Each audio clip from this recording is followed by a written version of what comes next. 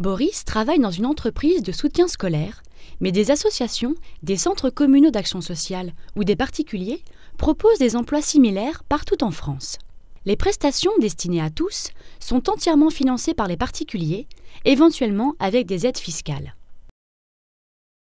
Besoin d'aide pour un exercice de maths ou réviser un contrôle? Pas de problème, il suffit d'appeler Boris, enseignant à domicile.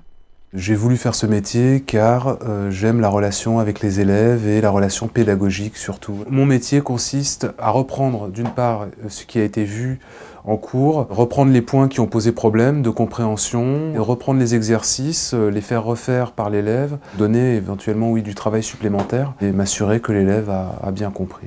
Je vois les élèves en moyenne une fois par semaine.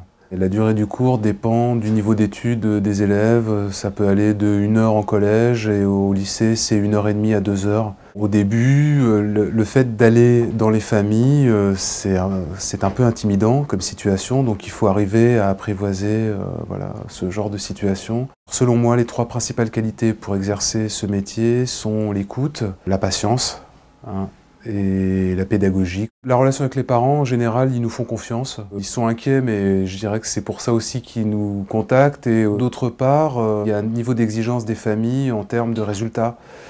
Et résultats sur le court moyen terme, donc ça aussi, il faut remplir, je dirais, un certain contrat.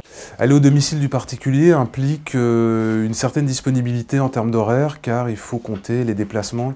Un premier prérequis, c'est déjà d'aimer les gens. Il y a une dimension existentielle très forte. Ensuite, il faut être à l'écoute, c'est-à-dire qu'un cours, ce n'est pas le professeur qui va délivrer un contenu. Le soutien scolaire, il faut que ce soit quelque chose de participatif.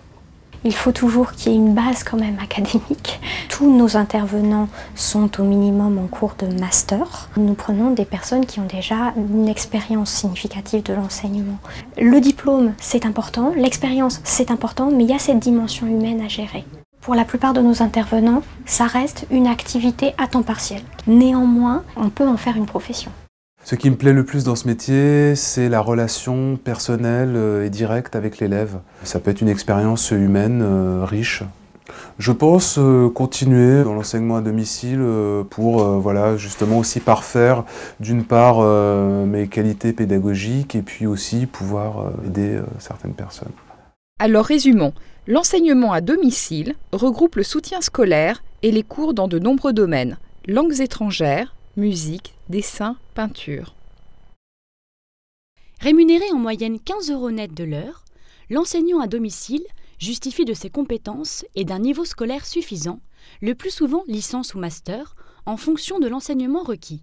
Ce métier peut être exercé à temps partiel dans le cadre du soutien scolaire. Dans le cadre d'autres enseignements, musique, langue étrangère, échecs, cuisine, sport, etc., l'enseignant en fait souvent sa profession.